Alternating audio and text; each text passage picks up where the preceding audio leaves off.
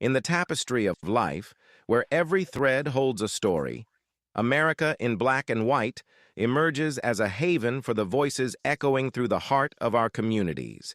In this podcast, we wade through the rivers of our collective experiences, celebrating the vibrant hues of change brought forth by the whispers of hope and the roars of action. It's more than just a conversation. It's a journey into the heart of our society, illuminated by the light of those daring to dream and do. Join us, and let your voice be the melody that guides us toward a dawn where every color finds its place in the masterpiece of our shared destiny. Together, let's paint a future brimming with the positives that dwell in our minds and the actions that shape our world. Good evening, family, and welcome. And welcome to the very first edition of Final Word Friday. Tonight marks the beginning of something new, something intentional, something rooted in truth, accountability, and the kind of conversations that sharpen us, stretch us, and strengthen our communities. This isn't just another show. This is a platform built for clarity, built for elevation, and built for us. And for this inaugural episode, I'm honored to be joined by three powerful voices, each representing a pillar of our community cannot thrive without. David D. Marshall is an entrepreneur whose vision and resilience remind us that ownership is not just a goal, but a pathway to generational transformation. Jerry Jones is a financial planner who understands that wealth is not just about numbers, it's about discipline, strategy, and the courage to rewrite our financial narratives. And Dr. Negus Rudison Imhotep, a historian who carries the keys to our past, helping us understand where we've been so we can walk with purpose into where we're going. Tonight, we bring together enterprise, economics, and historical truth, three forces that shape the future of our people. So settle in, share this stream, and invite someone into the room, because this is the first of many Fridays where we speak boldly, thinking deeply, and close the week with intention. This is Final Word Friday, and we're just getting started. Let me bring you the guest into the show. We've got Mr. Jerry Jones. How's it going, Charles? All righty. We've got Mr. David D. Marshall. Good evening. And I guess Dr. Negus is a little bit running behind. So you guys, I want to welcome you guys for being here. And if you'd like, can you introduce yourselves to the audience before we get going into this first Final Word Friday? Absolutely. Yeah, my name is Jerry Jones, and I'm a financial advisor, a financial planner. My passion is helping individuals, specifically business owners, build wealth, build a lifestyle and a life of freedom, as well as having happiness through that financial success. I've seen that a lot of people, they build the wealth, but they don't build the life, and they don't build the happiness and find that fulfillment. So that's me, and I'm a father of two boys, husband of one, and it's really good to be here. David. And I'm David Marshall. Not quite as extensive of a fantastic career as Jerry, but I do see that we have the same color choices. I'm telling you. We did that. But I, by profession, I'm an opera singer. I had a career in New York for some years on the opera stage, recital stage, all of those good things. I now sit as the founder and CEO of Journey to Josiah Incorporated, where we support LGBTQ couples navigating the adoption process. I've also I'm launching next Saturday a brand new venture, and that is the Purpose Room Life Coaching. I will start that next Saturday along with my book release, which is a journal entitled Getting to Happy. And I am a father of one, and that would be Josiah. Well, look, you got the actual talent. You can't say the disclaimer. I want to welcome you guys. This Final Word Friday is definitely all about, these hot topics and, what people, just some things that I want to inform the community about, where we get the opportunity to just chop it up, and we get to just talk about the things that are happening. The first topic I want to throw out to you guys before, I know you guys are probably going to have your own suggestions, but I want to throw out this topic about what's happening with ICE and Minneapolis. What are you guys, what are your take on that? And do you see that there's a problem between federal and state government? Man, it's bad. It's bad. I will say my overarching theme is one. I mean, man, what happened in Minnesota? That's just a tragedy. It really feels like Minneapolis is just having one, state. I want to say tragedy, but it's avoidable stuff. But every single year there's something happening. So, prayers for the loss of life. But I mean, I think it's 1000% a problem. And my biggest takeaway is none of this stuff is completely new. I believe the head of ICE is the same head of ICE who was over ICE during President Obama's tenure, I believe. I could be wrong on that. And I've never agreed with ICE. I don't agree with how we treat immigrants in this country for the most part. But I've never seen a president in my lifetime just bully people with arms of the government before. So it's terrible. I haven't been following it because that stuff riles me up, and I try to focus on what I can control, but it's bad. It's really bad. I guess my take on it is one, the president is doing exactly what he said he was going to do, right? Now, he might lie on a daily basis. I mean, he and the truth have a terrible relationship.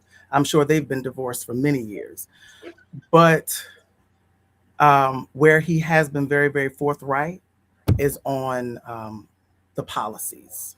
And as it pertains to immigration, because that's the overarching thing here, is his alleged attempt to reform immigration. He's been very clear that he does not, immigrants of a certain hue are not in his wheelhouse. He famously called what was it, an African country, a shithole country. So he's very clear on what he wants. Now, when it comes to ICE and what is happening in Minneapolis, I'm a little dismayed. Well, a lot of dismayed, but in one regard, in that where is the local government? I do understand that ICE is under federal control, but what is happening locally there? I feel like I'm not getting enough. We hear from the mayor of Minneapolis, but what is happening with the governor? What is happening with other state officials? Why is there just not, to my liking, enough noise around what's happening? I mean, these agents are snatching people out of cars, breaking windshields, killing them. Now they're going to go door to door.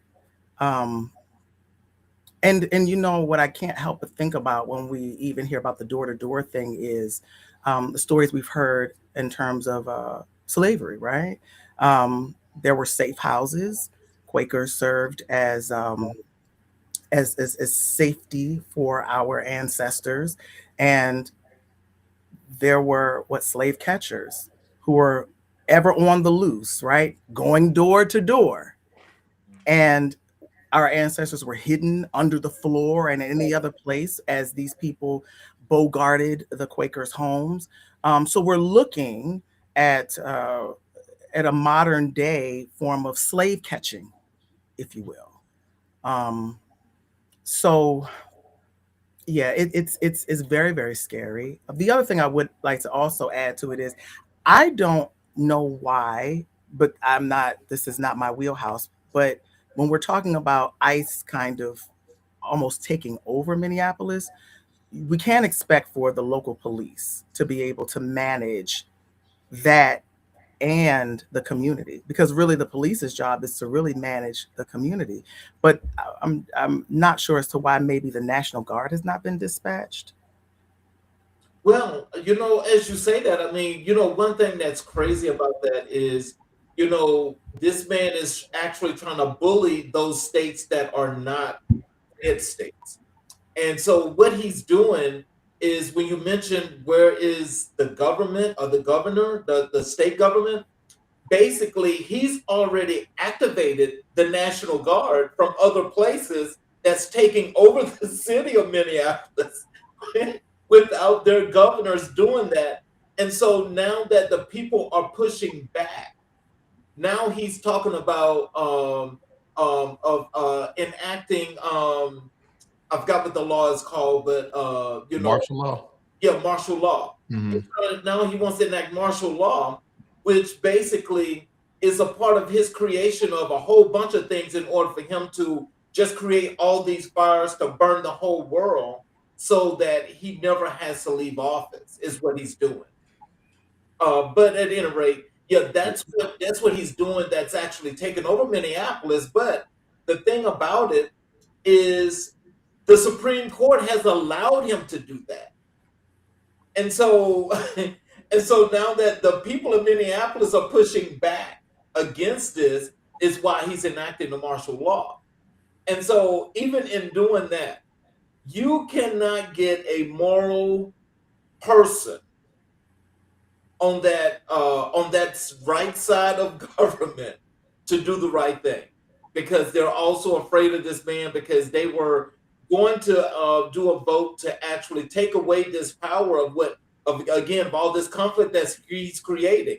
But he actually calls them senators up and had them flip that vote, so so they couldn't take this away from him.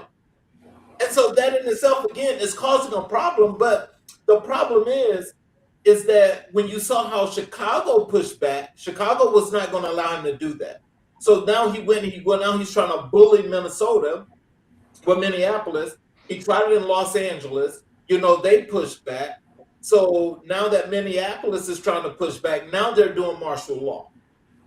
And so with there's martial law, especially if it's enacted all over the country, he doesn't have to leave office, because he knows he's going to be impeached after this election, if the election is allowed to take place.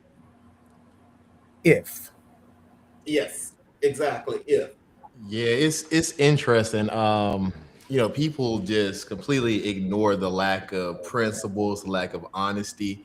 You see issues don't matter, truth doesn't matter. I firmly believe that he's in office for one purpose, and that's to gain as much power as possible.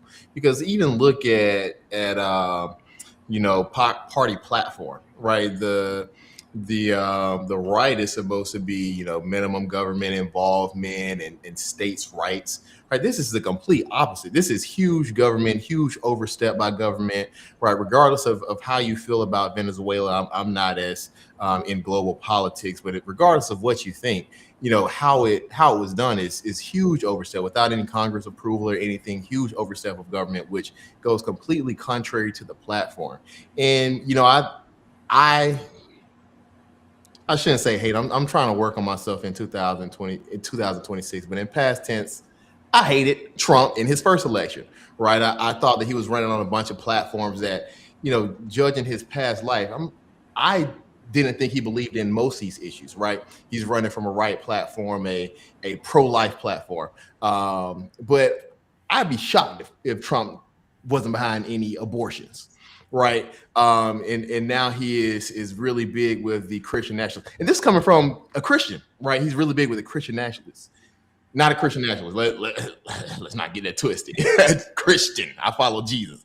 Not a Christian nationalist. But didn't want to get it twisted. Didn't want to get clipped or anything. I know that's right. I know that's right. This man doesn't embody any Christian principles. But it's a power grab. He saw a group of people that he could use as pawns, which are evangelicals, and he's using them as pawns, right? He sees even with the issue in Nigeria. Do y'all think Trump care about anybody in Nigeria? Do y'all truly, in your heart of hearts, think he cares about anybody in Nigeria? No. Absolutely not. But there are some of his base that care about it. So he don't care. That's more power for him. Any stability, he's going to take advantage of it. So the absolute hypocrisy, and I can say that confidently because I vote, I vote pretty much straight ticket most elections, especially national elections. And I've said plenty of times, I hate the Democratic Party. They get on my nerves. They do a bunch of stuff I don't like, right? So I can say that confidently that people just turn a blind eye to this guy, which it just makes no sense.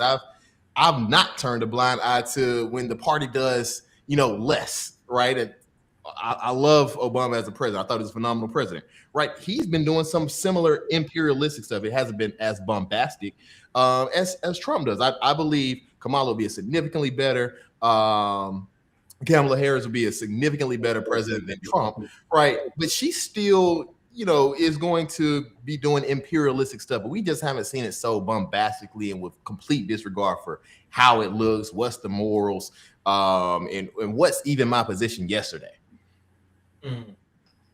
Well, I'll tell you like this, regardless of, the party situation, because I'm not a Republican or a Democrat. I will tell you that. But I can tell you unequivocally that these last 8 to 12 years, I'm promising you all, as you listen to me on this air right now today, I don't give a damn who it is. I'm going straight up and down the ticket. I'm voting for a D. Anything else, I'm sorry, you got to go. Because if you don't have morals, and if people don't actually see that this is, there are people that look like you and I, that all of us, that look like us, that actually went out and they actually are standing like these idiots that are running around here talking about, oh, Trump, oh, MAGA Trump, MAGA, all this other stuff. And I'm not understanding what the hell that's supposed to mean. But at the same time, they're running around here doing that, and they're being just as affected by all this craziness as everybody else because they're not affected instantaneously. But as it's rolling up the pole, it's midway the pole now. And so that means half this country, probably half this world, is feeling the effects of this idiocy that's happening right now.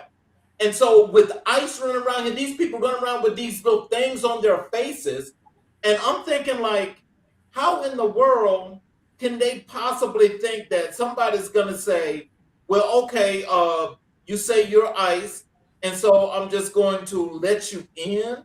I don't think so. Welcome, Dr. Negus. Dr. Negus, how's it going? Man, I've been old school is having some problems trying to get on this. I was hitting another link and I was listening, y'all, and I'm like, hey, let me in.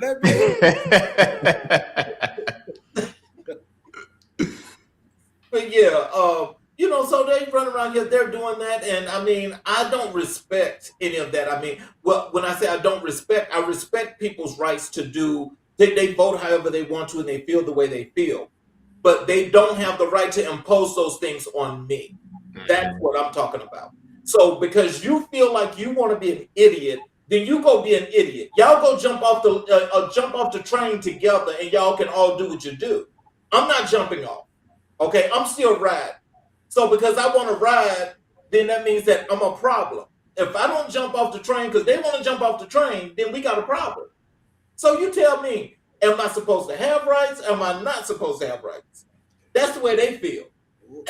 Well, since I've been listening to you guys talk for a while, if you want to go back to the Dred Scott decision, 1857, that anyone of our ethnicity had any rights that any whites was bound to respect. That was Chief Justice Roger B. Taney in 1857. But I also heard something about slave patrol. And if we look at slave patrol, 1735, the Virginia Slave Act, that's when slave patrol was started. And that's when the police department was basically founded off of that particular act. So there was always never instance in this nation that blacks in this nation have full rights. full rights because it was never intended from the very beginning. Yeah. If you look at the preambles of the Constitution and all the writings that they write are sweet sounding words that means very little. And being a fifth of a human, I mean, like, how in the hell do you constitute what's the fifth of a human being? What, Somebody what tell me what that means. I was looking at something a couple of days ago and looking at in 1946, the year after World War II, the United States stopped teaching ethnology in high school because when you know ethnology, you know the meaning of words, Mhm. and this language is used to either curse or to heal. Mhm. So we must understand what we're saying when we're using this language, Mhm. and be mindful of what we're saying. Because even I know my brother said he's Judeo-Christian brother, and I know I had that upbringing as well in pastor churches, but it's a scripture that says death and life is in the power of the tongue. Uh-huh. Okay, so we must watch what we say and know what we're saying. And when we say it, mean what we say. Mhm. And that makes all the difference in the world because when we speak it, we are spirit beings that speak into this atmosphere, into the universe to make things happen. And we could either speak blessings or cursings. You know, as we get into this political climate, and you know that it does so many things. I mean, when you think about it, now people gonna have, you know, like I said, people have the right to select and do how they feel, and I understand that.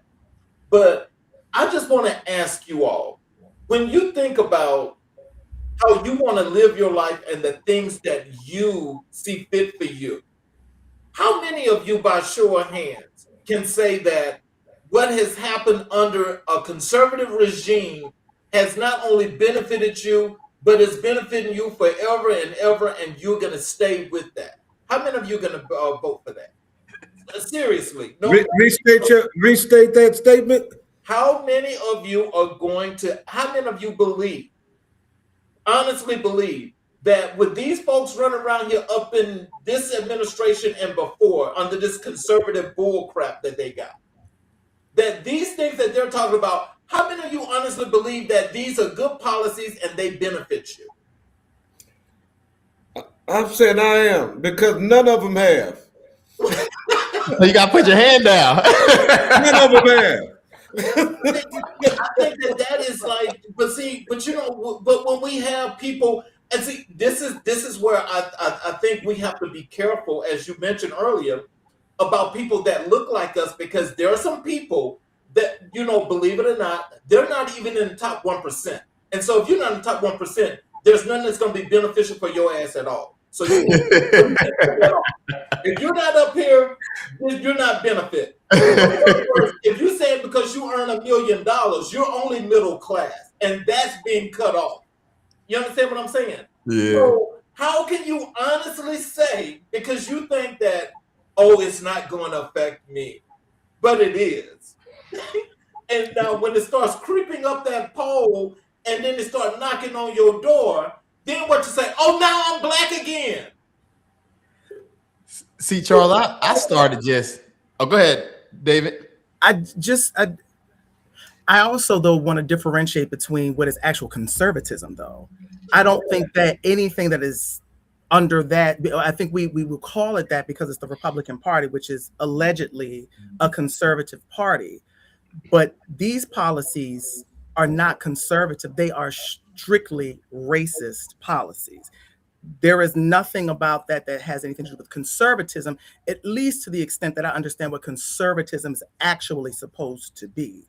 So, and I've had this conversation for a while because I think that sometimes we're conflating the two. And now I don't stand here as a mouthpiece for that because, like yourself, and I think possibly all of us, I don't subscribe to either party at all. I am very much an independent. But when I think about what I'd always understood conservatism, actual conservatism to mean, that we're looking at, because think about the spending, for instance. They're supposed to be really, really allegedly fiscally responsible. But you have someone who has bankrupt casinos, because you got to do a whole lot of special things to have that happen. That is supposed to be a money farm.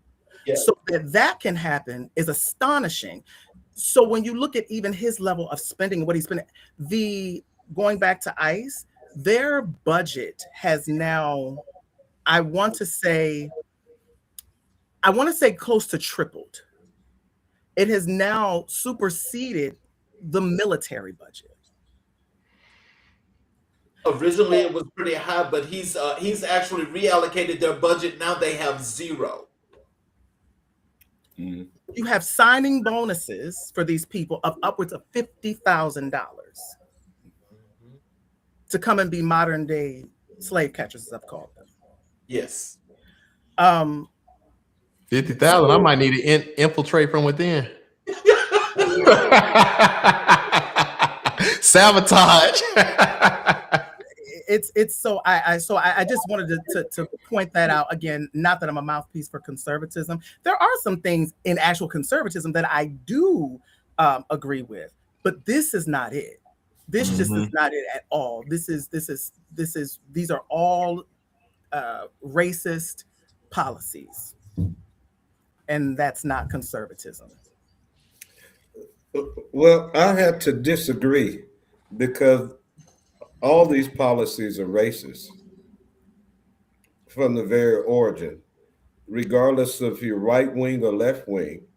I remember my father telling me when I was a teenager, he said, son, don't get twisted up behind these political parties because you have a left wing and a right wing. And he said, they're on the same bird, boy. You got to understand that they're working together to make this thing happen the way it's happening. Because whites, if we don't in the words of Nellie Fuller Jr., if you don't understand white supremacy, racism, and how it functions, everything else that you know will only confuse you. Mm-hmm. Because this is nothing new about the Trump administration. I've been living this since 1960. Mm-hmm. It's been the same.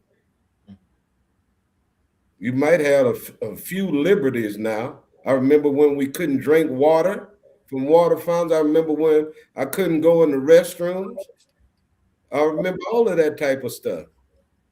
And now it's the same thing. It's just another day. Just put some makeup on it. Oh, okay. Put the lipstick on the pig. Come on now. Still a pig.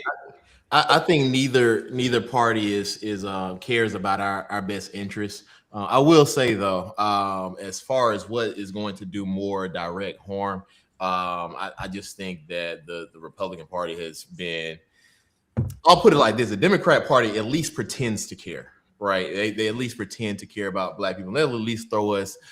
They won't cut they'll care about our EBT or know that they have to satisfy us in order to keep that 90% Black vote.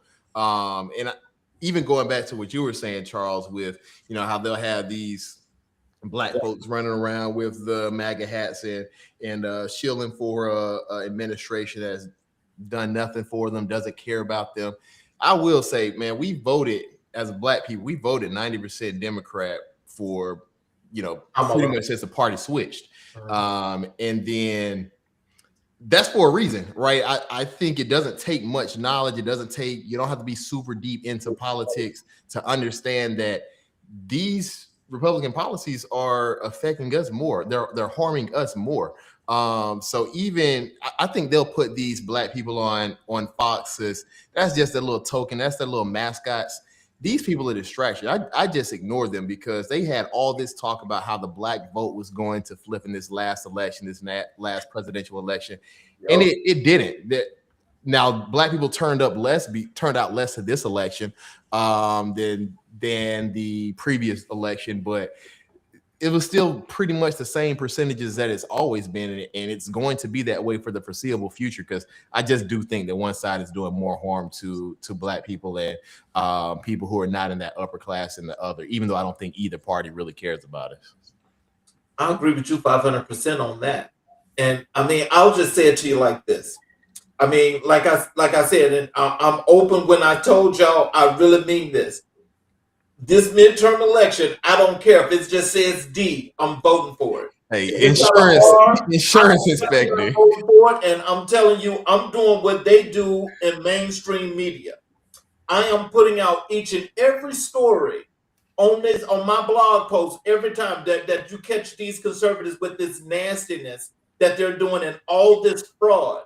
They're talking about fraud, waste, and abuse when they cut off SNAP to actually have that government shutdown, where when you look at what this administration has done, these people are robbing the government blind right in front of your face, and nobody's doing anything about it. The deficit was coming down. Trump has sent the deficit up to like $10 trillion now. $10 trillion.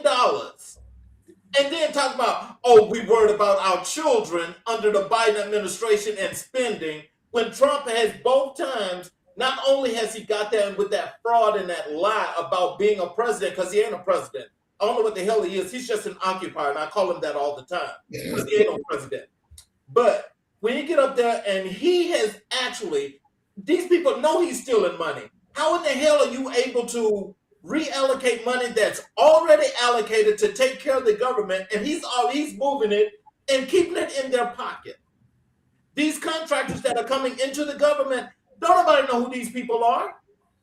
The folk that are tearing down that part of the White House to build that ballroom, they all of a sudden try to back out the contract because they don't want people to know who they are. Now, you see, when people are used to stealing, cheating, and robbing, we're seeing the perfect example of that right now, and people are afraid to call it out. They're afraid to call it out. But, then, when you do call it out, then it's like, oh, you're not patriotic, you're being racist, and you didn't say this about this person, you didn't try to hold these people accountable. You don't have to, because they weren't trying to steal money from the government like this. But they're doing it. They've done this. And as they continue to print this money, believe me, if they don't get this man out on this midterm election, all of us at this skin tone, we can kiss it goodbye. We can kiss it goodbye. That's my opinion.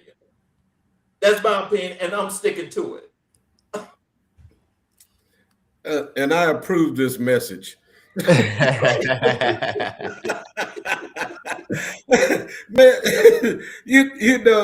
listen, I don't mean to jump in, but listen to this.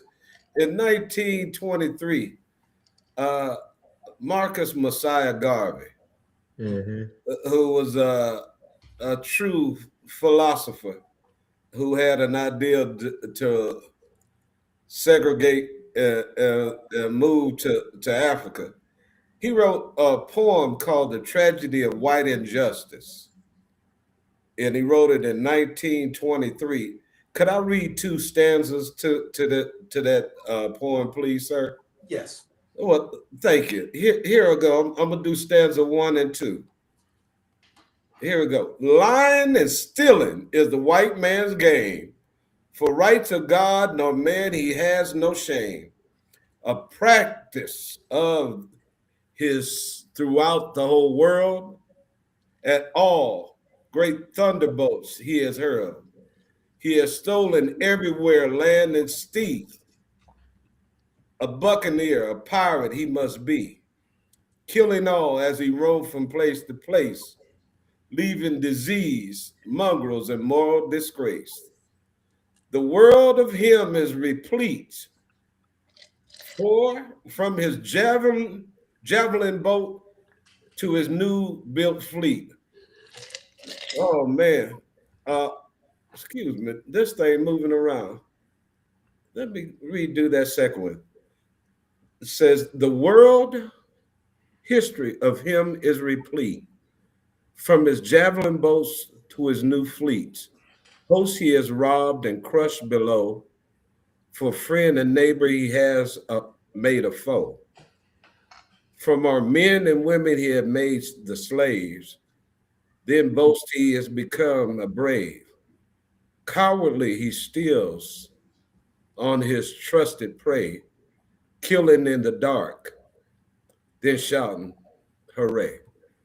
That was Marcus Garvey, 1923, in a poem that it has about 35 stanzas. And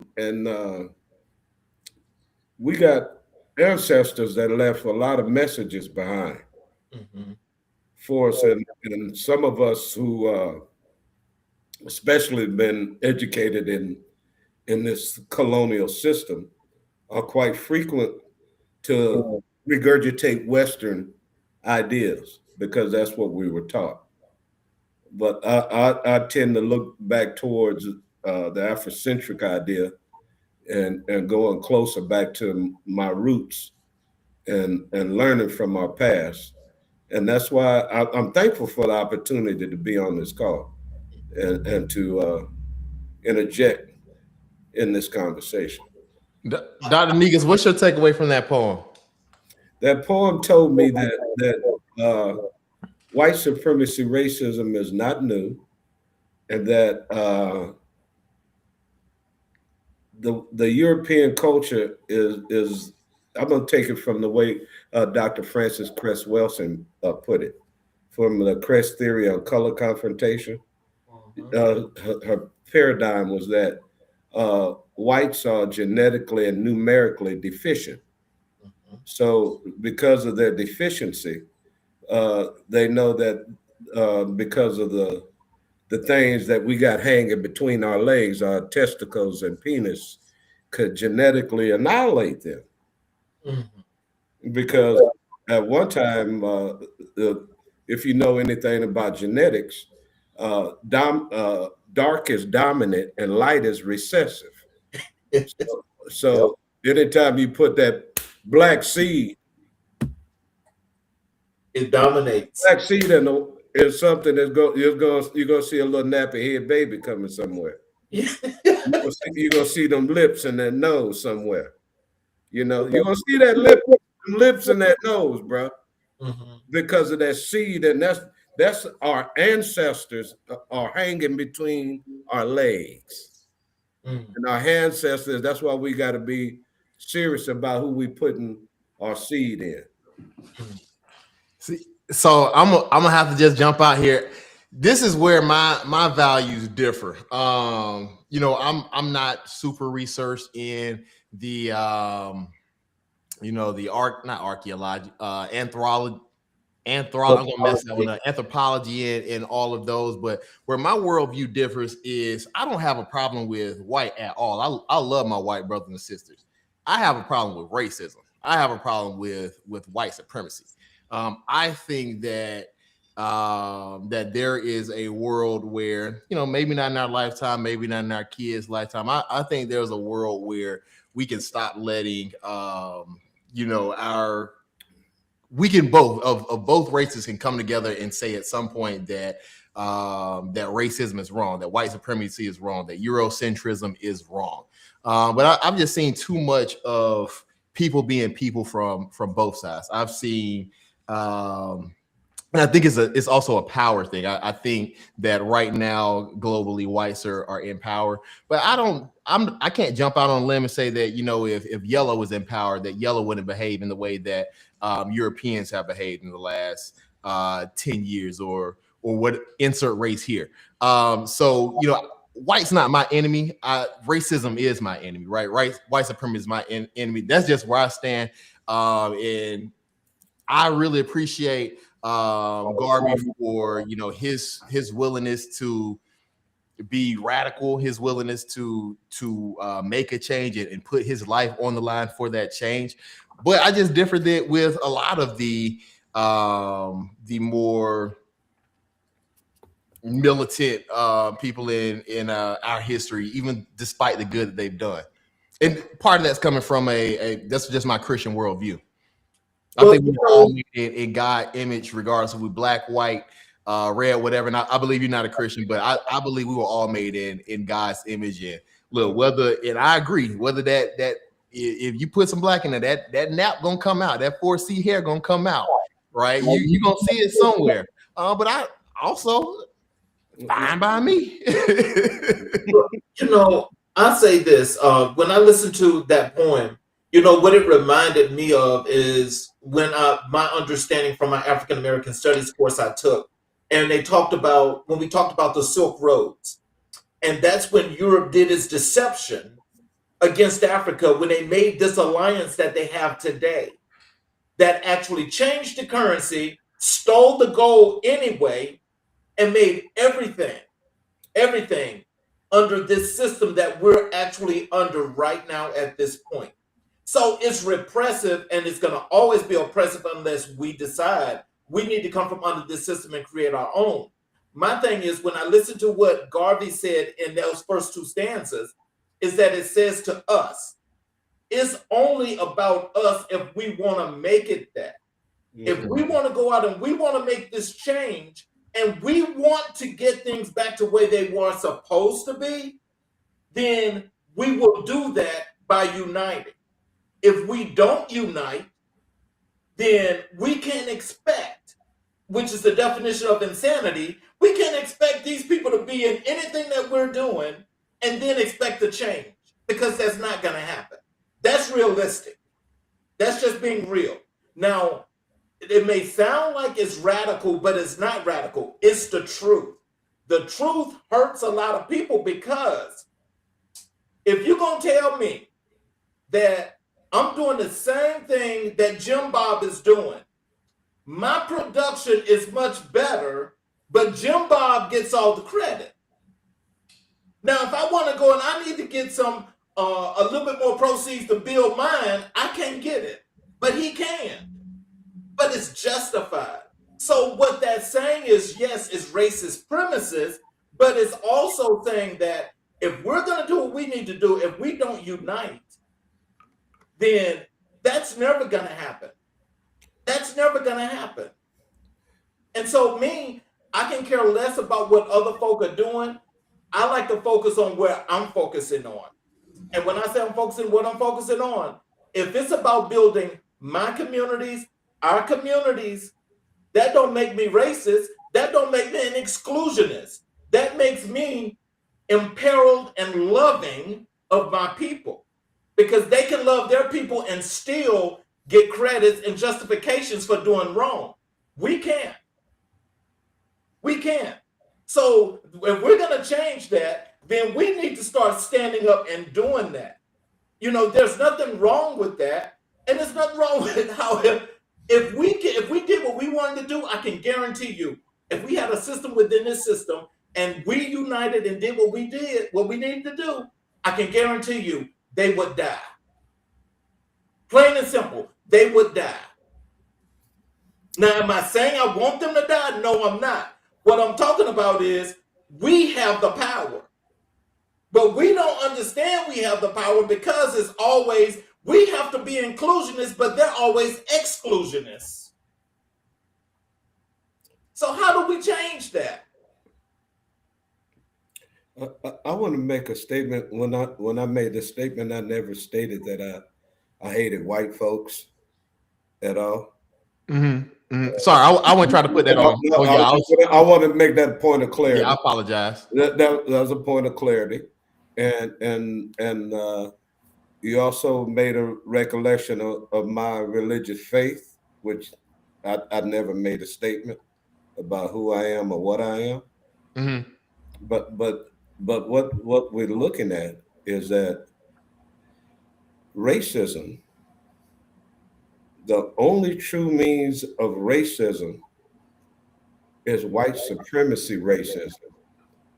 I can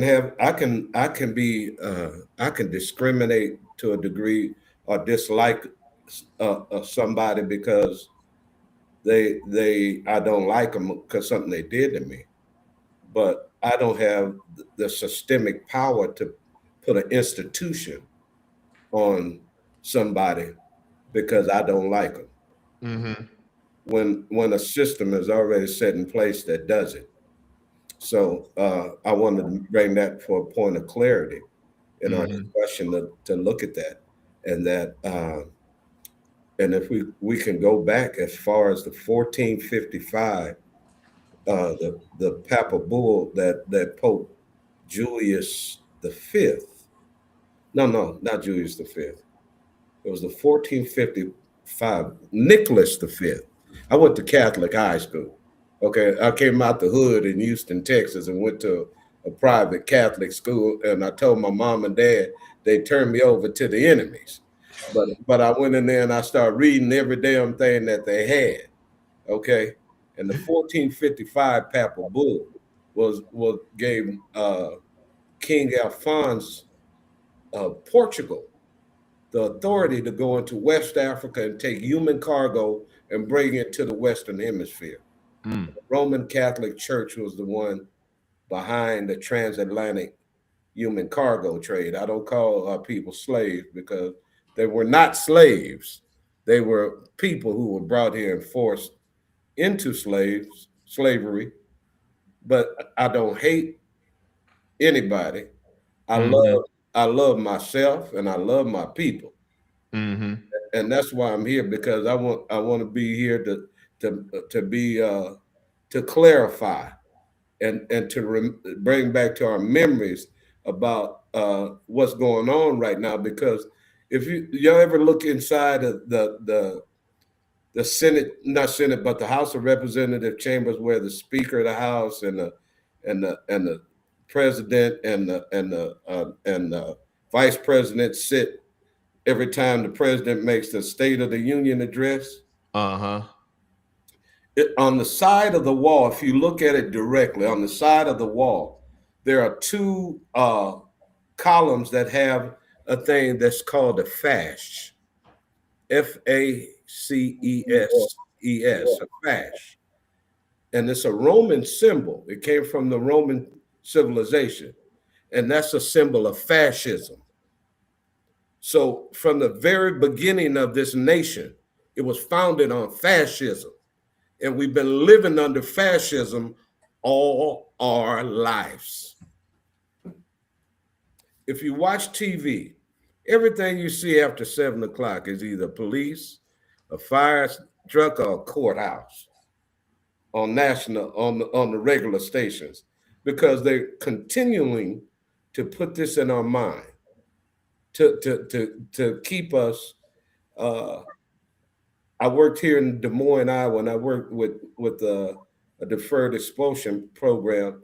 And instead of the school to prison pipeline, I'm calling it the cradle to prison pipeline, because they're taking these little boys automatically and just setting them up so they can go directly into prison. And then you're talking about, we're trying to catch and put out a net to try to catch as many as we can, but there's so many that's falling through the gaps. And a lot of our religious leaders and political leaders, I don't need no damn leader, but I'm just saying, if people just go ahead and do something to help somebody, you might be able to save somebody's life, or guide them in a direction that it'll be positive for them. And then 20 or 30 years from now, when y'all old men and y'all hair is gray, they're gonna come to you and say, "Thank you, sir. I remember when you helped me. You gave me that advice. You helped me get and move forward in my life." And that's what we're here for. Yeah. Yeah, I'm a really big believer in no political party is here to save us. Point blank. Period. I think you should vote. I definitely think you should vote. Make your voice known, especially in your local elections. But no political party is here to save you. We're gonna have to save ourselves. And even Charles, when you said we have to unify, I agree. The only thing is, and this is probably, I'm a young guy, so some of this is just. How old are you, bro? I'm 31.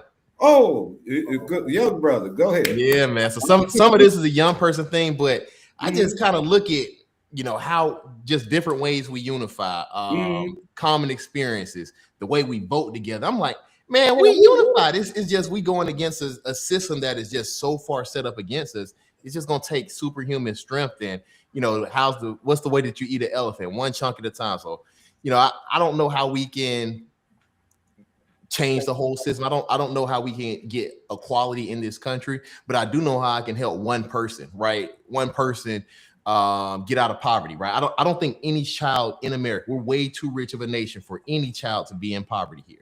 Right, for any, the stuff that goes on in the inner city is just ridiculous. Nobody in a developed nation, probably not period, but nobody in a developed nation should be going through that. But I do know how to reach back and try to help one more person, right? One person who is unhoused, one person who is immigrant and facing oppression. So to me, that's the way out. The one person at a time, like Dr. Negus was saying. This is from the chat that's on the screen, and Jonathan, David, I think this was alluding to a statement that you made in the beginning. She says, "Yes, I do believe his number one reason for running was to avoid prison and get revenge on his indictments or whatever have you, for the indictments." So, do you want to chime in on that?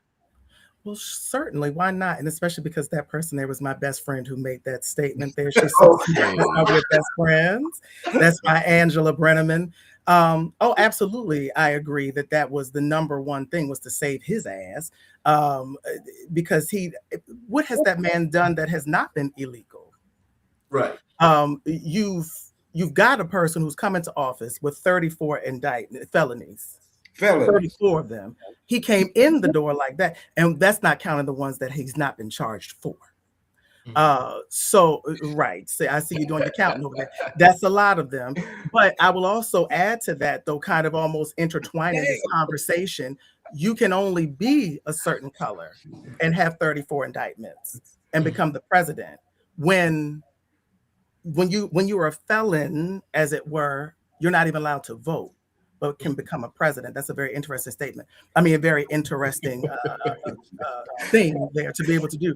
But yes, I definitely believe that is exactly why he ran. I mean, you hear him now. He has said explicitly, if the Democrats take back the House, he will be impeached.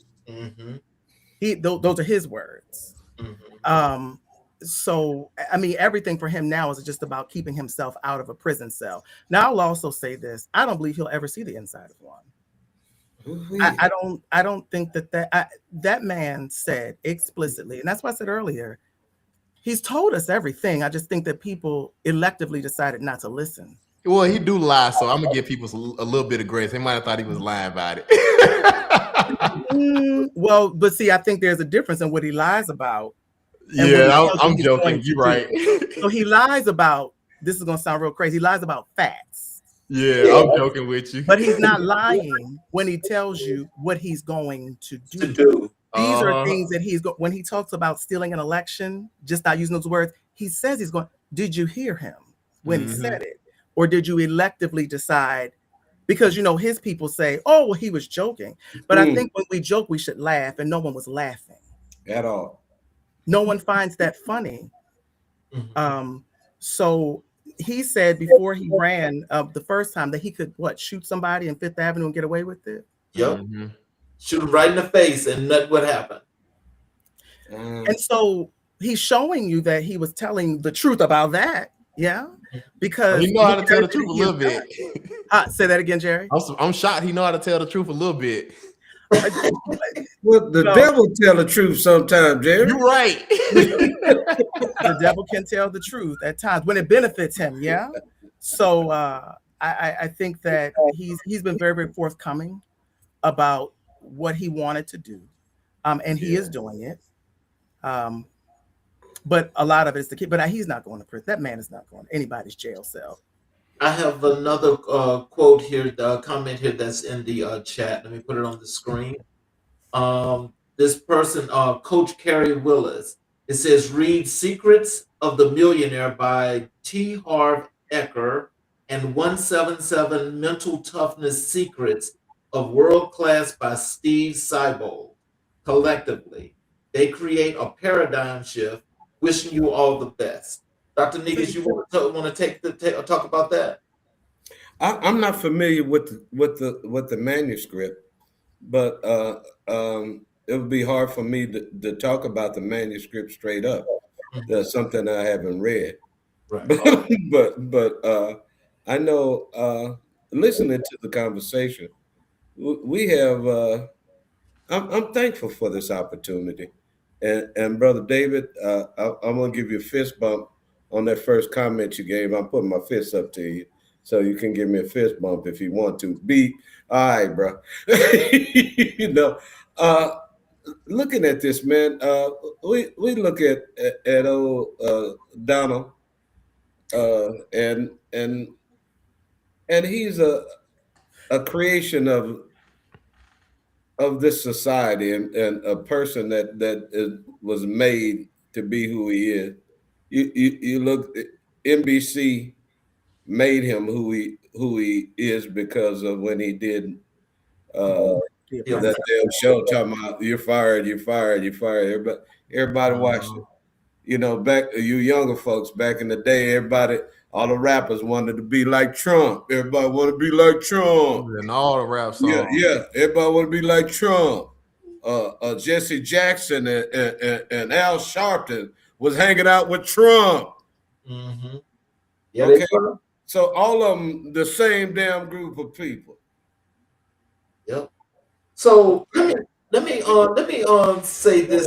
Let me put this out here to you guys, because something else that plays into all of this, you know, with how this situation is happening with ICE, what we have happening here with the economy, with folk being broke, you know, homeless folk and everything. I want to ask you guys this question about Black entrepreneurship. Now, you know, when we create businesses and we get out there and we get down there where we just get to the bare bone where, you know, we ain't getting no sleep. We got health issues, but we still pushing forward and we try to put out the best we can put out. We got good products. And when we got these good products and we market these products to our people, they refuse to buy from us, but they'll buy from other people. Why do you think that's so? You know why? The white man's ice colder than the black man's ice.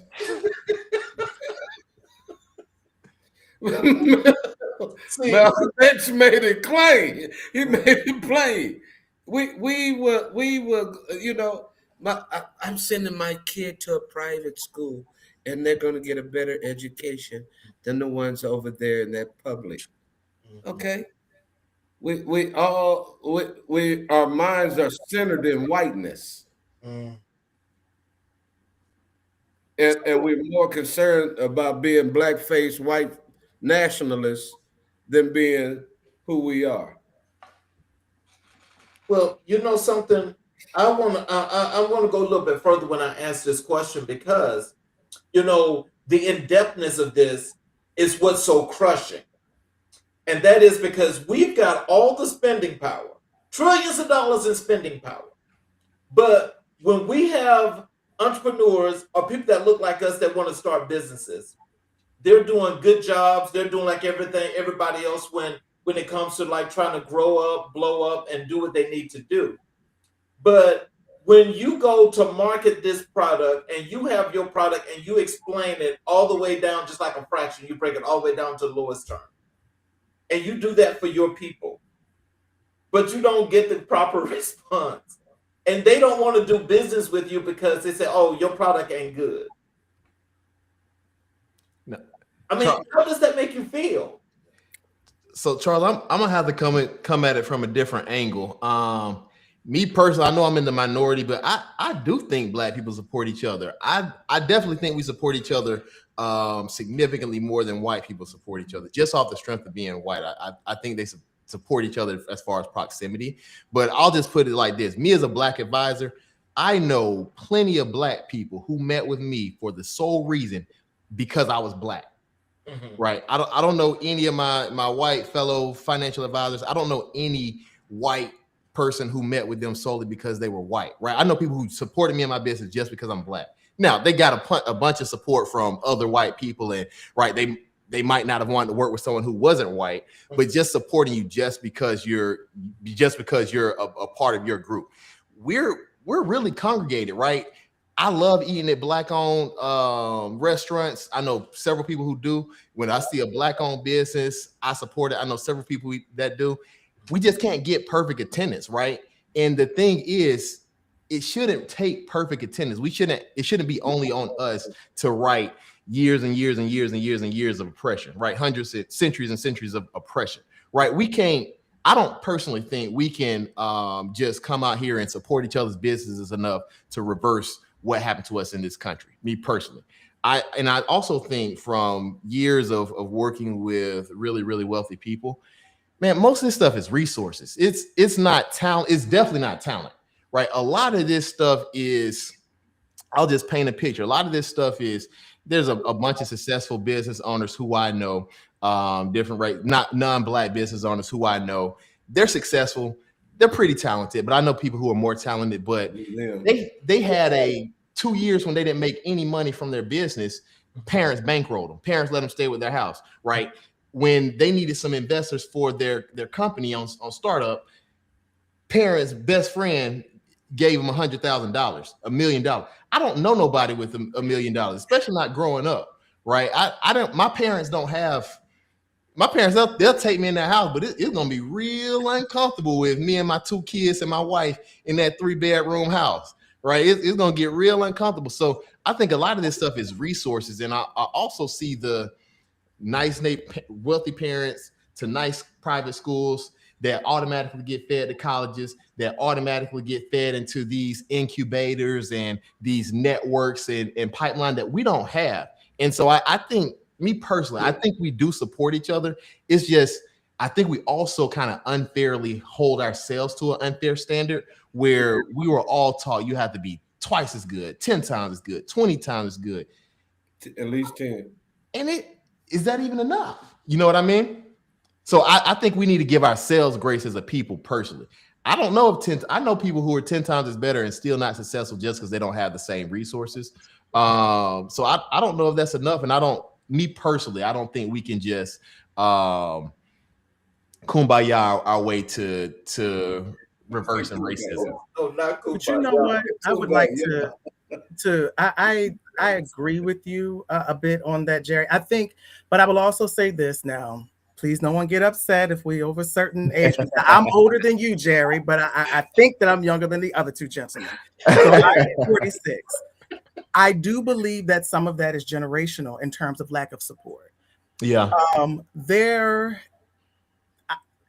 All of my grandparents are deceased, so I will say from their generation, they born in 1915 and in that way. So there were a certain generation of people who look like us because of the indoctrination that we have been under, we'll say, that always believed that white was right. Mm-hmm. So I can go back to like my mom, not her per se, but that generation. And you think about if a teacher called home and it was a white teacher in particular, that child was chastised because the teacher said it. And so there was nothing you could say that was going to change that situation. Mm-hmm. You call your teacher a liar? Right. Exactly.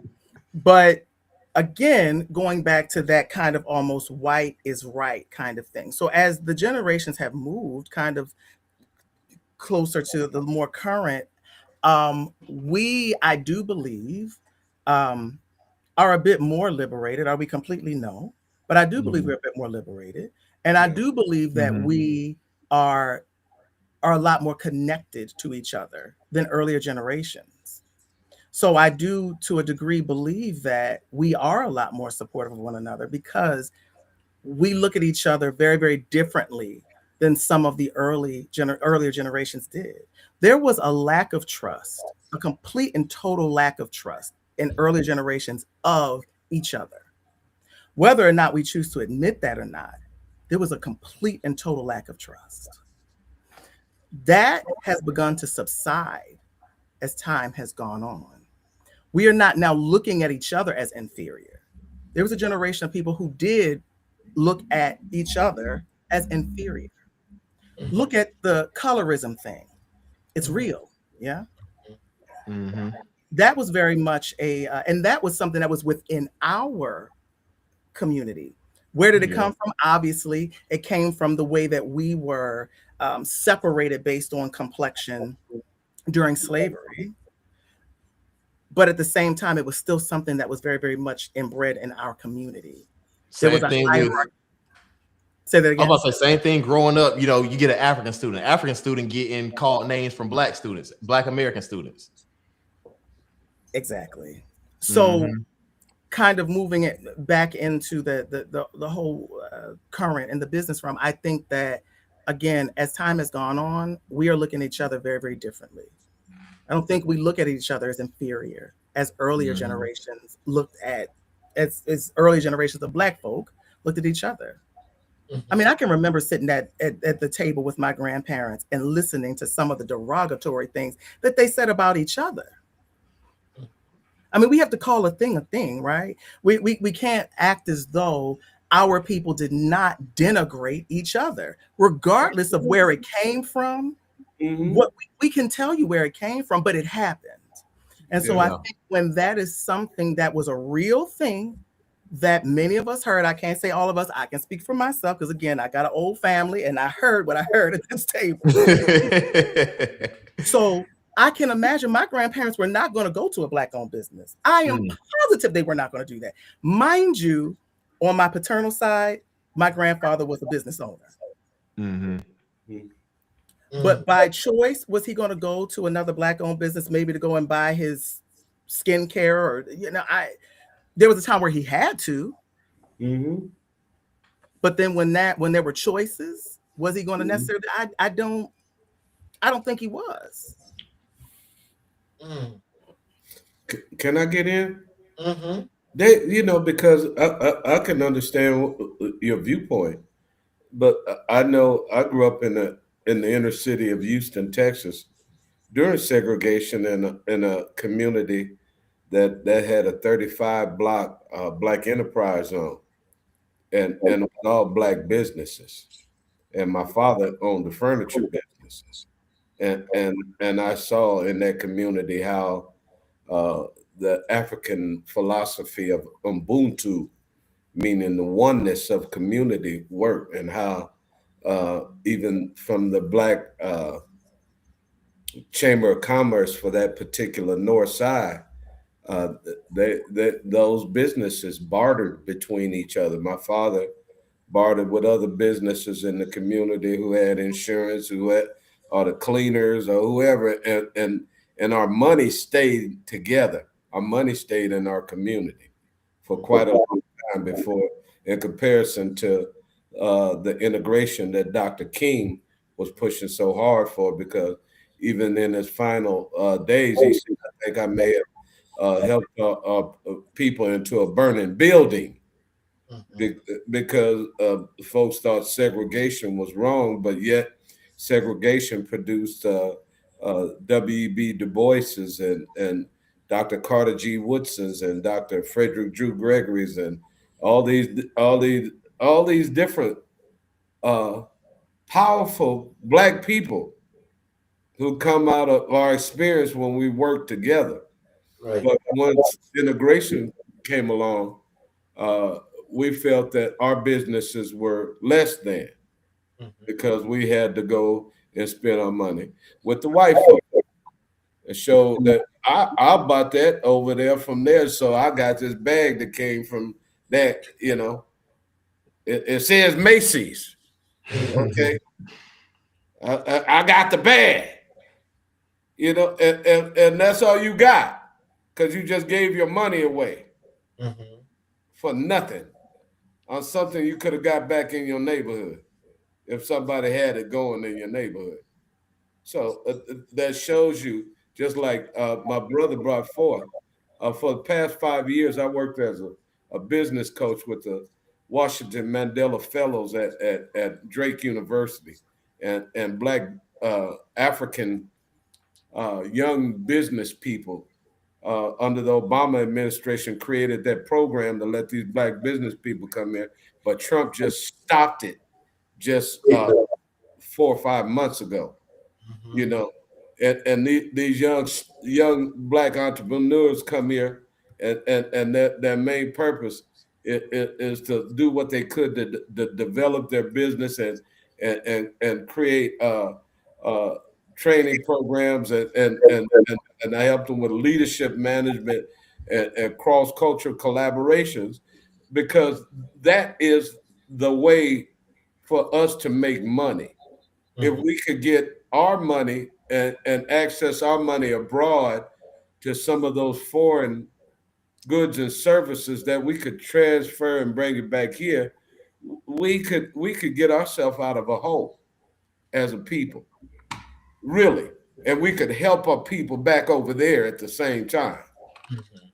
And that's what I'm trying to do right now with my best efforts, because I have young men and women who have agricultural products, who have minerals. I mean, from coltan, diamond, cobalt, whatever Trump and them over there fighting the race to get. They got it already. Yep. And all we got to do is collectively work as a group to do something to help develop them and send resources back and forth over here and make it better for both of us on both sides of the ocean. Let me ask you this, because all of those points that was just made, I love all of that because they all have a link. But I want y'all to think about this. Now, we think about micro and macroeconomics. We think that's small and global, right? Mm-hmm. When they talk about economics here in America, and when they for people that look like us, small, very small within this economy, but we spend globally. Mm-hmm. Now, I want you to think about that. If you got this much money, but you're spending this much money, how are you going to be fruitful? Help me to understand that. Don't make sense. It don't. It come down to the mess. So I now have empathy for people. I think I always did, but as a financial advisor, I really have a lot of empathy for people who are, just say it plainly, bad with money. But the longer I do it, the more I understand it.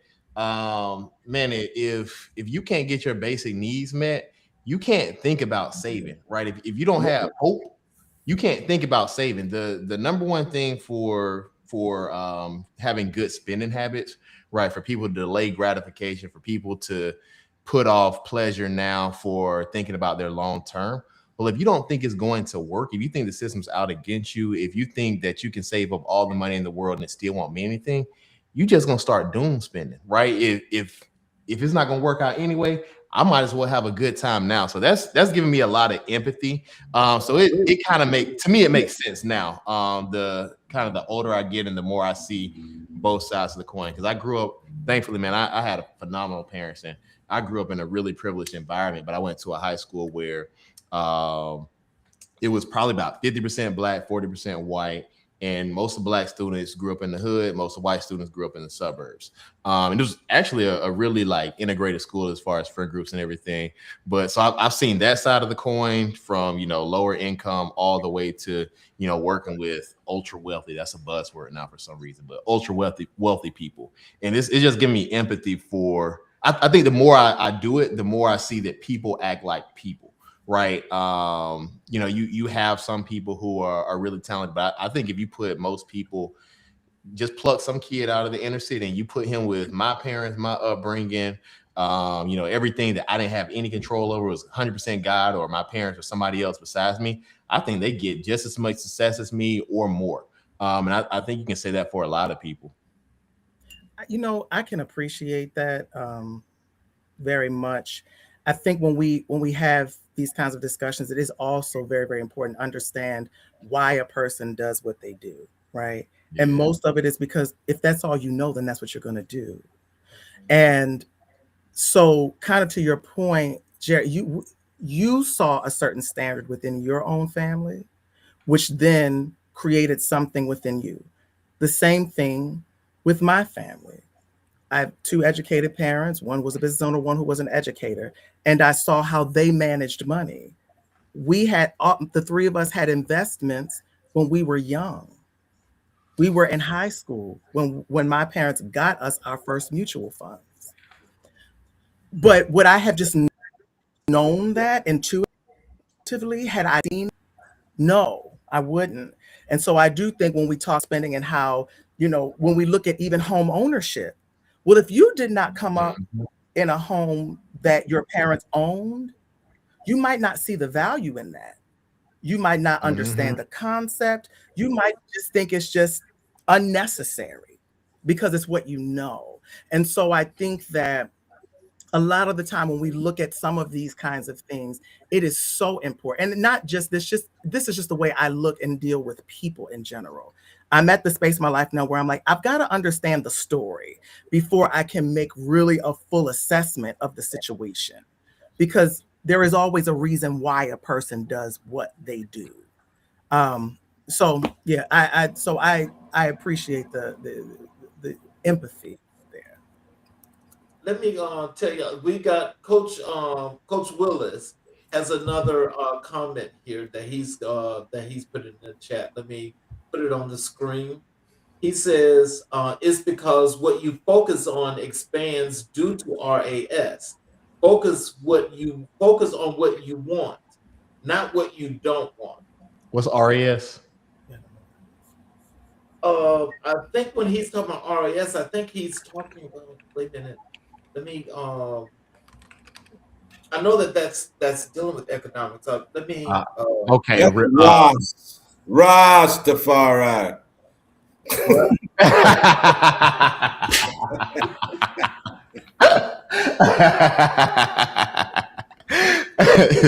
It's I like that better than what I just Googled. It looks like it's reticular activating system. So that's neuroplasticity and your brain link. So I have degrees in music. I don't understand not nary a piece of what you just said, neuroplasticity, and I don't know. You might have to break that down a little bit further for me. Man, I did the best I could, man. That's all I got for you. He said, "Get a thesaurus." It's what it sounds like was saying. Reticular activation system. Hey man, I just said I put a couple buzzwords together. While you're watching the show, I appreciate you watching. But I definitely would appreciate you contacting me, because I would definitely love to have you on one of these Final Word Fridays. But anyway, she just she wrote that down here. She says just what Jerry said. She said it's reticular activation system, and that she's a she. Oh, sorry about that. I got a little tiny screen. I can't see. Hello, that. Coach. I see your name, first name Carrie. Sorry about that, Coach. Yeah, I do agree with what she's saying though. It's your brain is going to. I'm not a huge what do they call it? Law of attraction person, and that's a little bit too. It's a little bit too out there for me, but I'm a firm believer of what you focus your mind on, you attract. And I think our minds are extremely powerful.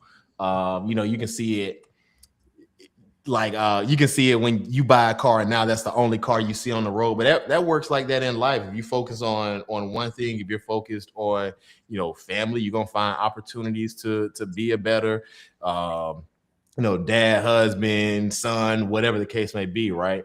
If you're focused on negativity, you're going to find ways to get into negativity, right? At any given moment, there's things to be grateful about. There's things to be unhappy about, but it's really what we choose to lend our brain power and our RAS to. Well, you know something? I think that as we think about that, because that's a very I like the point of what Coach was talking about, but I think when we get to the part of economics, because a lot of us the majority of us, if not all of us, were not actually born into the situations of actually learning more and more about finances and economics. Now, I think once you get that opportunity and you have to retrain your brain to work on that system in which she's talking about, then I'm very sure that you think a whole lot more from the perspective of, am I being wasteful or am I being smart? Because in most case scenarios and the way society goes today, people are always about the wants. Mm-hmm. It's not about what they need, and it's not about what they don't want or what they do want. It's about, having that thing, what they call it, flexing, Uh-huh. showing off or whatever have you. Come on to the young side, Charles. They doing all that. And Just so, come to the young. Well, hey, bro, just because the brother hair is white don't mean he ain't young. Y'all come on, man. We Hey, welcome bro, y'all guess with what? open arms. I Me in told that. a I young didn't say brother nothing the about other no. day. That's you, Jerry, by yourself on that. Now I'm right with the three of y'all. Come on, we welcome y'all. My right is sitting over here on this temple. because I just think that that's where, again, that's another focus that we need to have in our community, because it's very, very important. And when you think about, and just think about that term of what was it, reticular, right? Yes. Okay, Ridiculous. reticular. And when you think about that and the definition of that, that already sounds like, being particular and actually breaking it down to what's right and what's wrong. Mm-hmm. And so this goes back to when I was growing up, we were taught about critical thinking. We learned how to critically think. This society today, they've taken that away. They don't want you to critically think. What they want you to do is to be able to just adjust to technology, move and shake, spin, live large, and just get yourself in debt and be in trouble. That's what this society is about today. It's not about thinking about what's right, what's wrong, and how to get there. You see, when I say that to my to my younger nieces and nephews, they ain't got time for that. They listen, but they ain't got time for that, because time is moving like this. And so this is how they're moving. But I'm like, okay, while you moving like this, I'm still taking my time, being detailed, making rash decisions, where you continuously making irrational decisions, but it's okay with your peers because they're doing the same thing. That means that's constant downfall to me. That's the way I see it. I mean, that's just the way I see it. But I mean, younger folk don't see it that way, because it's like, hey, well, you look, I got it going on like that. Yeah. Look, they flexing. They can go and they can do all that. They can care less about what's going to happen long term. It's all short term. So if you live in short term, I mean, economically, you can't possibly think that you could even leave generational wealth. Yeah. So I mean, like, this is like, like the purpose of this is wonderful, because all of these aspects and the comments have been totally, totally wonderful. This is what I think people need to be thinking about. This is how we need to put this on a billboard for people in our communities to be looking, because they need to be damn thinking. They ain't thinking. They're just being actionary. Reaction. And reaction. Yes, Mhm. that's what they're doing. Mhm. But you see, you have to think, because remember, this game that's being played, the goalposts have been moved 25 times before you even got to be 15 years old. Now, I've seen the goalposts move an enormous amount of time. Dr. Negus has seen it more than I have. So the goalposts keep moving. So as they keep moving, that means that you just are totally caught up in all that scoop. All that scoop. What they when they go out there and they go crabbing and shrimping, right? Down yonder way. Hold up. That's it. That's Hey, what's man. happening in our community and with our youth. And then when they get that net on top of that ship, drop. And when you drop, what you got? Nothing. They done got you in that whole system. They got you in that bucket. And when they keep you in that bucket, that's what you know. That's what you know. You don't know what done happened that got you to this point. You know this. This is what we got to break. But, you know, and I don't, part of me thinks this kind of relates, and then I'm not sure, but I'll just throw it out there anyway. So we're talking about a mindset, right? We're talking about a mentality. And as we know, that really is something that's ingrained in us based on experience, lived experience. What, because we only know what we know, what's a lot of the time what's around us. Some time ago, I participated in a fatherhood panel, and I was and part of leading up to this whole event, I was on with the head of the Black Psychological Association, and he threw out this term, post-traumatic slave disorder. And as that being the probably the overarching reason for a lot of our mindset. And so for me with that, and I'm thinking it relates if we're talking about our people in terms of economics and business and all of this other stuff. So while I heard that, I'm also one who is now solution oriented. So to my mind, we got a diagnosis. What is the cure? Because the other piece that I cannot also really entertain is using these things as excuses for why we don't have or why we don't do, right? Because in full transparency, I have major depressive disorder. So I could have chosen, knowing that, to just not treat it and continue to be irrational and all of the things that I was. But when I got that diagnosis, what was my next thing? Treatment. I wanted to be better so that I could do better, especially for my child. So when we're talking about our mentality and where we're stuck, a lot of it I hear is birthed, as we've said from the very beginning, out of our days, not ours per se, but our ancestral days in slavery. And then we've got this diagnosis of post-traumatic slave disorder. But then my whole position, and even bringing this up, is as we're talking about all of this, what is, and I think I heard Jerry say it earlier in something else, where do we go from here? Because we understand, we know where we know what the problem is. So then where do we go? Because again, I'm also of the mindset that I don't want to keep entertaining. Well, you know, we're this way because of X. That sounds like excuses to me. No. And I'm not, and that's also not a thing for me. So then really, what is the next move? How do we move ourselves out of that space and into true healing? Because we're talking about something that there needs to be some level of a healing from it. So no doubt. So what do we do? You know what I'm saying?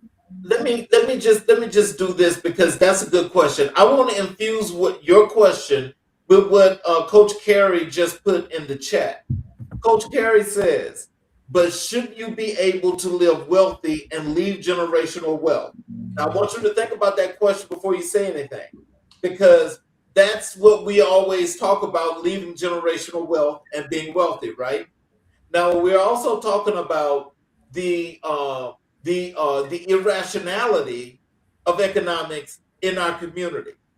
Now, those two things, according to this question, but also as to how people are actually living, they kind of like connect a little bit to the point of you have to have this one before you get to that one. So if you don't have this, how can you be wealthy and live and leave generational wealth? You see, what I'm talking about is when I say this. Now I'm just kind of like just giving a synopsis here so the question can be answered. What I'm saying to you is this: is that if we're going to build our communities, if we're going to do the things that we are talking about and discussing as to being economically responsible and having dollars continue to circulate in our community maybe 30 times before it goes outside the community, that means patronizing businesses and growing things that's inside the community that keeps the community, community plentiful. When we listen at this question here, Dr. Carey is actually right, because you should be able to live wealthy and leave generational wealth, but you can't get there if you're not doing the things to save and do those things. Correct. The community ain't doing that. So we can't live like that. Brother King, can I jump in on this here, man? Because you look at it, in 2025, the wealth for the average white family was 150,000. That the median wealth for the average white family was at least $150,000. The median wealth for a black family was about $15,000. Yep. Okay. It's right. So we're talking a dime to a dollar. Okay. So when we talk about, even if you get a little money, all you can get is nigger rich. That's pretty much it. All you want to get is nigger rich, unless you ain't hanging out with Elon. Come on, you ain't rolling with Elon and the rest of his cabinet. That's billionaires. Doctor, you gonna get niggas rich? No. Hey, niggas mean king rich.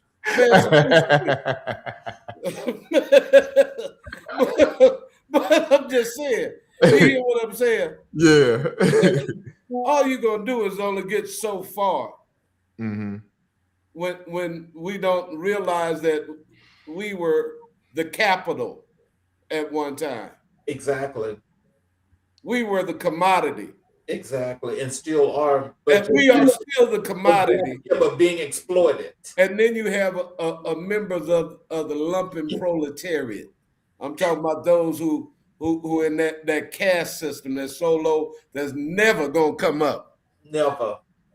I don't care how much economic advising you're gonna try to do. Yep. Mm-hmm. It ain't gonna happen. So the thing is, we got to realize who we are and what we got. And if we don't understand who we are, we're in trouble. Man, this is gonna sound crazy coming from a financial advisor, but there's a when I get to my point, but there is a comedian named Dante Nero. He was friends with Patrice O'Neal, rest in peace. But they had this advice show, off the wall, completely unhinged advice show. Some of the funniest but probably worst advice you ever want to hear. But they had this thing, if you getting in an argument with your girl, flip the chessboard over. Like if you in an argument, you can't win, just flip the chessboard up. Terrible advice now, but funny. Yeah. To me, there's a level of what Coach Carrie Willis just put in there. She said that Forbes magazine says that black household median wealth could decline to 0 by 2053. Yeah. But I say that to say what? Man, I say that to say, man, I'll ask y'all this. If your parents gave you $150,000, do you think you would have a net worth of $150,000? But see, again, that depends upon your mindset. Because if I'm sorry when I say this, Jared, so don't take offense, but I mean, if I'm 31 like you, I mean, I'm flexing all day. I mean, I'm balling, I'm doing me. So I'm not really thinking like that, because it's like I can do it because I can afford it. Okay? Not thinking, again, as I said earlier, not thinking, what about the next 25, 30 years? I ain't thinking about that. I'm flexing. I'm going to just say, me, anecdotally speak, this is pure anecdote. This is just financial advisor. I've worked with a lot of people. It ain't much difference between these black folks' mindsets and these white people mindsets. It's just, if you get an inheritance, it's going to be kind of hard for your net worth to go down. That's what I'm saying, right? And me personally, a big mindset shift to me when I was always like, man, why are my friends in gangs? And it was like, man, he joined at 9 years old. Like, who making good choices at 9? right? And their mama and daddy not home. And I'm not saying that to make excuses for anything. I'm just saying I think a big part is we're still dealing with a lot of this propaganda, right? If we see that we're here and other races are up here, we're just going to naturally think, well, we must be dumber, right? If everything's fair like they're telling us, we must be dumber. That's the only thing that a 13-year-old is going to figure out. And that's not the case, right? What in actuality happened is you have hundreds and hundreds of years of oppression, and we only 70 years removed to where you could even get some wealth without the Klan coming knocking at your door, right? And if you had your grandma pass down your house to your dad, and your dad passed down the house to you, that's easy to build some wealth. If you got $300,000 just to go do something with, you can trick off 150,000 of it and still be at the median. And we just don't have that. So I think we got to flip the chessboard over. And I don't think in our lifetime we ever going to close that gap. That's fine. But what can we do? And I think we can start with the inside in, because wealth is a trap too. I'm still doing research on this, but it appears from my preliminary research, the Black community doesn't have all the mental issues that the upper class have. Even when you account for things like we don't get diagnosed and mental health is stigmatized, it seems like we got a little bit more happiness. We got a little bit more emotional stability than the wealthy, right? One thing I got with working with the ultra wealthy is a lot of their kids have really severe,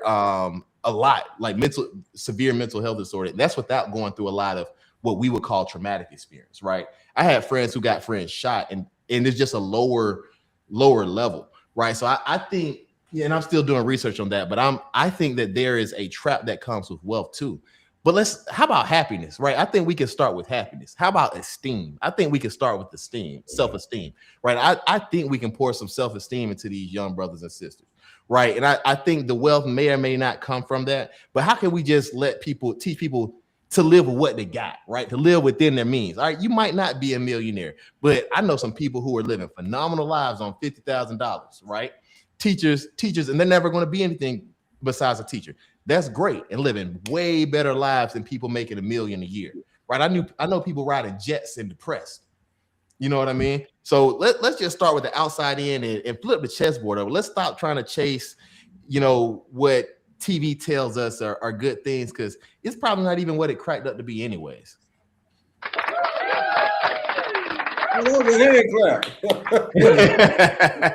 Yeah. No, because that is a great starting point. I think that's a great starting point, because I think if people look at themselves differently, then I think only then will the thought process come to say, okay, well, this is what I want to do.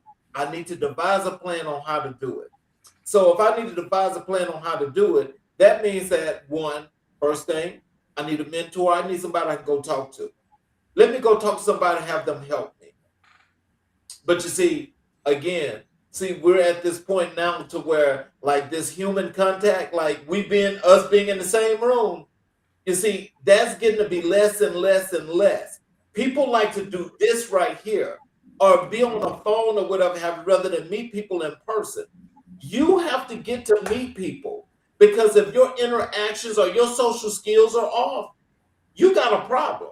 Yep. Now, I'm going to tell you this, and I'm being totally honest about this. If I see somebody that's looking a little crazy and hazy in them eyeballs, and they looking like they're a little bit off somewhere, I'm not talking to them. Self-preservation. I am not talking to them. Because I'm feeling like, hey, I might not be secure. Because I'm always happy to meet people and talk with people. Look what I'm doing now. I love this. But if you're looking crazy in the face, no, we ain't gonna do that. You may come out a bag, you may flip out like them other folk that be running around in these places, and you may just start doing some stuff. I don't need that.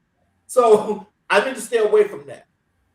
And it's not being a stereotypical thing, but it's a safe thing for me, because look, I ain't 31. Like, that's past. I'm way past that. About 35 years ago, I was 31. Age is a good thing, man. Look, I can't do that. I could say that. 35 years ago, I was 31. Yeah, I remember back in the day. Yeah. You know, I'm trying to get there one day.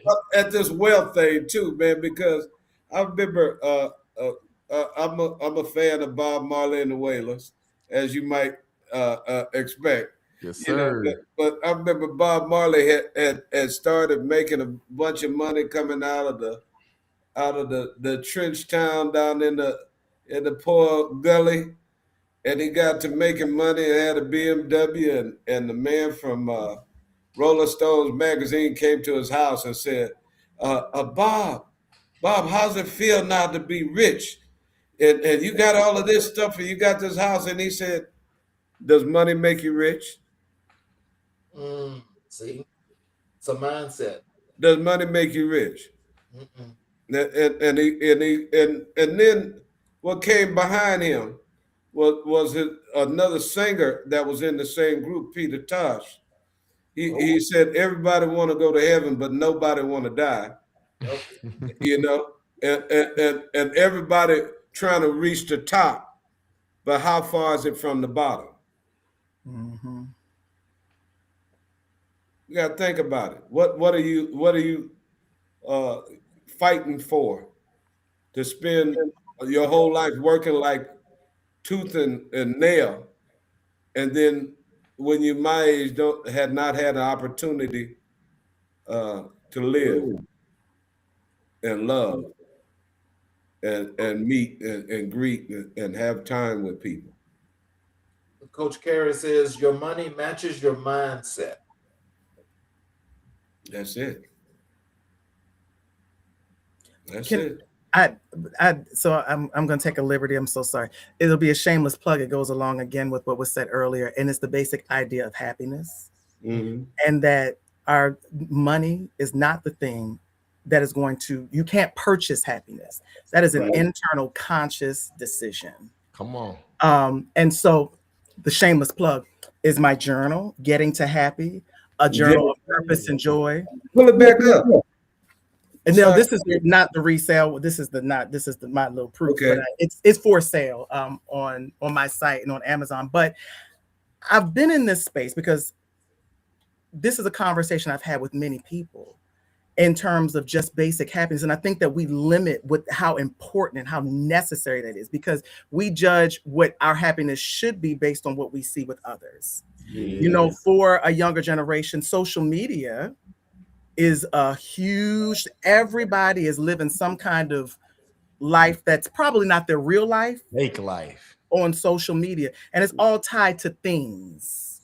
It's all tied to, what the latest trip I've been. And I'm not saying those things are not nice. I'm not saying you wouldn't like those things. I like to travel. I like to wear nice things, all of that stuff. But at the same time, when we're really talking about the root of it all, what is the thing that is going to make you happy? And are you willing to actually do that thing? To not be ashamed, to not be afraid, to just live authentically. And I think when you do that, then everything else can come. If it's to be money, then it's to be money. But at the most important thing is just finding that thing that is going to be your happiness. And if that happiness involves you living in a tent in the woods, but you're happy, that's the important thing. Because when we even talk about mental health, so much of that is tied to what? Unhappiness. Mm-hmm. So get to happy and get out of the stuff that is so surface, the things, what we see, the glitz and the glamour. Donald Trump he is miserable. You cannot be that damn evil and then be happy. I like doo-doo. Impossible. A lot of these guys, the popular rich people, I wouldn't trade lives with them. No. They're miserable. They don't have good relationships. They seem like egomaniacs. I wouldn't trade with them. And that's not to demonize money, but just let it be a tool and not be the landing place. It would be a shame. It takes a lot to become wealthy. Like regardless of how talented you are, how lucky you are, most people, it's going to take you at least 10 years of grinding to get to, some real significant wealth. So if you work in 10 years to try to get happy, you're going to get thinking that's going to make you happy. Imagine spending 10 years with something and realizing you feel the same as year one, right? If you want happiness, get that on year one. Go make $1 billion, right? Go make $1 trillion. But if the goal is happiness, right? The goal isn't to get the most amount of money, right? One of the best years of my life was 2019. I don't know how much I made that year, but I know it was significantly less than what I was made, something modern day. And because the relationship, man, my relationships were so rich. I was hosting people at my house once a month. I had me and my relationship with God, man, we was here, right? I was in my Bible, man. I was doing stuff in the community, doing some meaningful work, right? Those are the things that lead to happiness more than the money. And money is important. I got mouths to feed. I got kids, right? They can't eat my happiness, right? they need some chicken nuggets and some. They need some healthier than that, but some chicken nuggets and some food. But money's important, but don't let it be your source of happiness. Feed them babies some food, man. Gotta feed them some food. Tell them go eat some happy for breakfast. David, Coach Carrie wrote this for you. She says that's awesome. You wrote and published a book. Thank you, Coach Carrie. I appreciate that. Yeah, that's awesome. But it came out of my own journey of trying to get there myself. Yeah. I told my nephew years ago, I would pick him up from school every Friday. At that time, I was driving a Jaguar.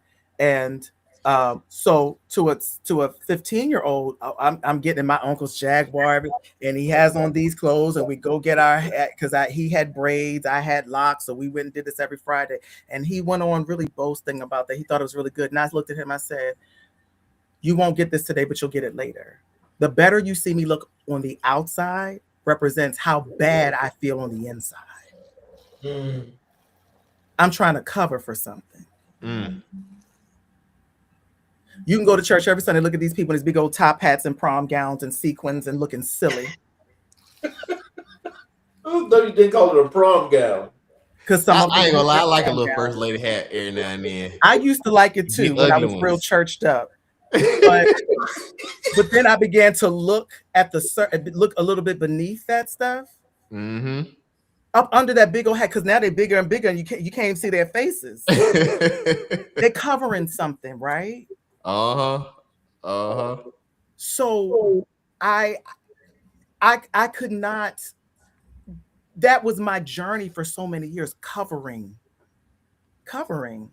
Because the thing of it was, I didn't grow up in a family that was poor.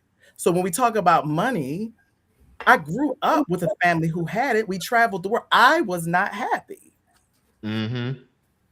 All of my brothers, all of our college tuitions were paid. We don't have student loans. My parents paid for our student. We had those things. That was lovely, but I was not happy. And then some people look at you and say, well, what did you not have to be happy for? You should have been. You want my college student loan? I'll ask my parents if they could. They the ones took care of that for me. Look, I'm trying to make sure I can pay for my son's college. Jesus help me. That's probably $300,000 when he decides.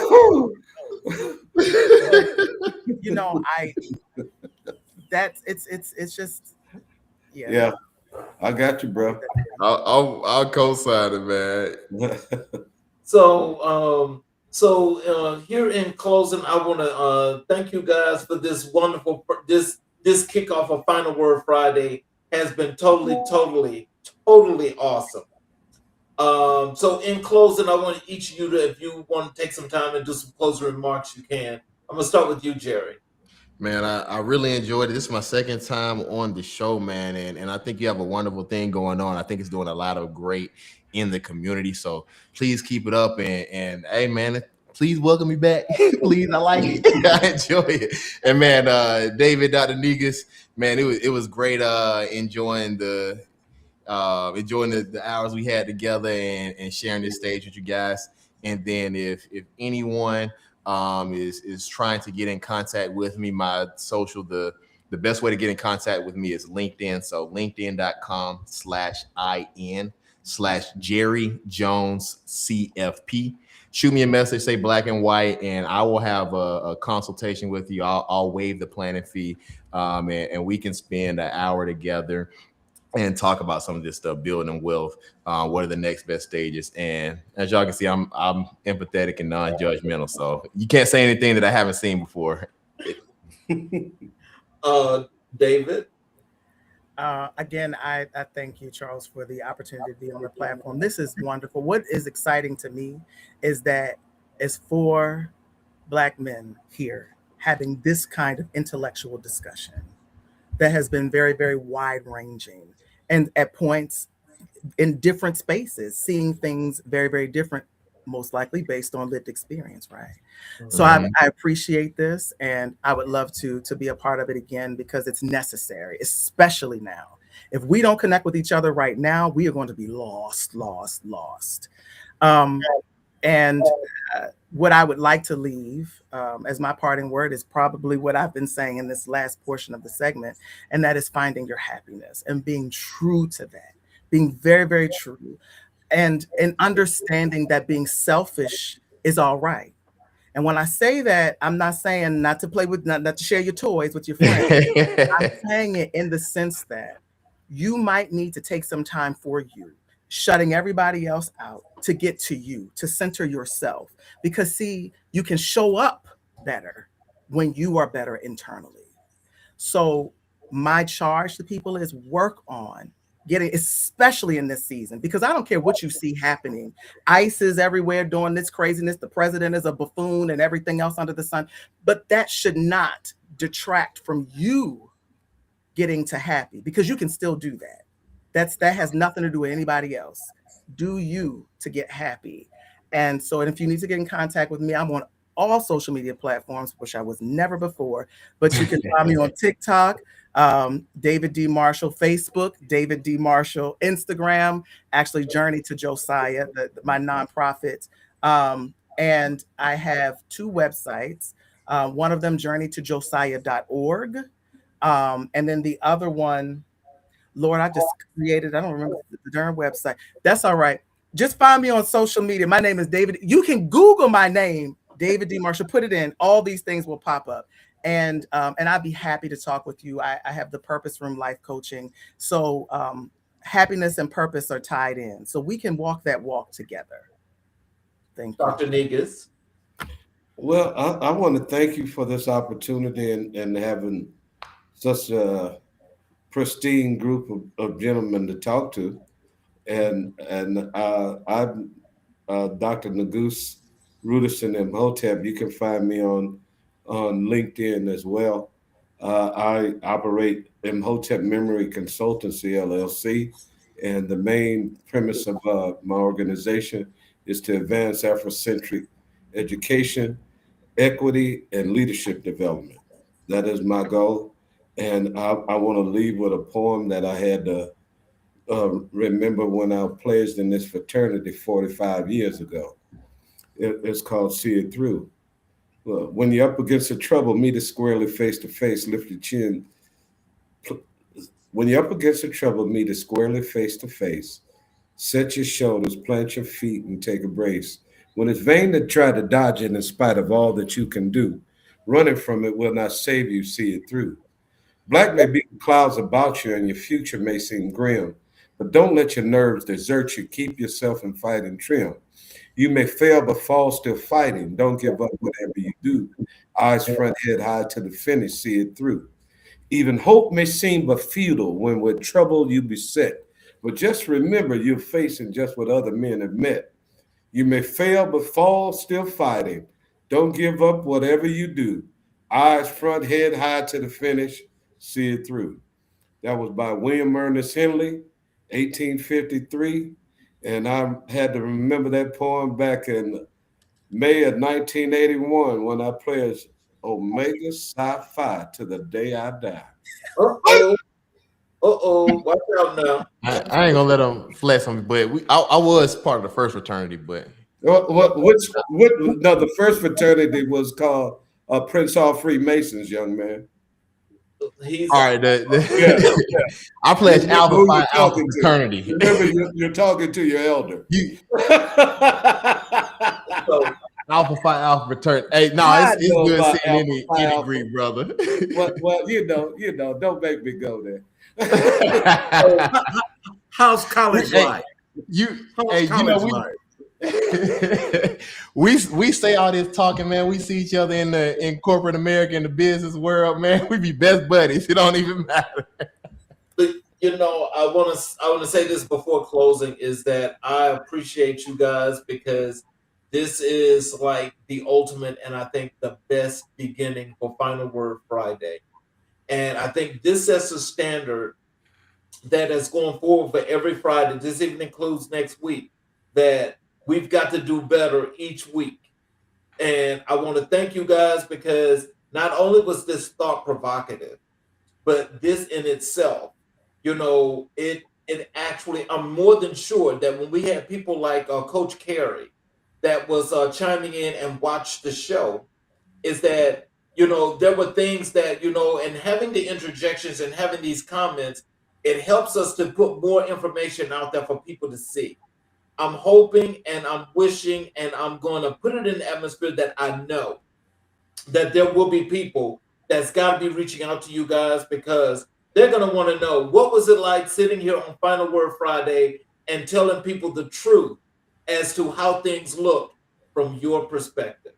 That's what we can't. That's what we can't remember. We can't forget.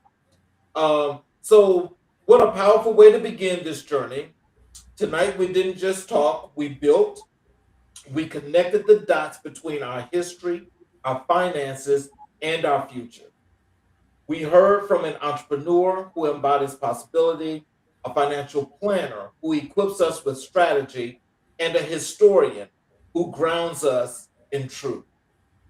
Together, they help us see the progress is that they help us to see that progress isn't accidental, it's intentional, it's collective, and it's ours to claim. To my guests, Mr. David Marshall, Jerry Jones, and Dr. Negus, um, thank you for lending your wisdom, your experience, and your voice to this very first Final Word Friday. You help set a standard for what this space will represent. And to everyone watching, carry tonight's insights with you. Let them challenge you, let them inspire you, let them push you to take one step, just one, toward the future you deserve. This is only the beginning. I'm your host, Charles King, and this has been the premiere of Final Word Friday. Until next time, stay focused, stay grounded, and stay committed to your growth. Thank you all. Please have a great evening, and we'll definitely have you guys back. Power to the people.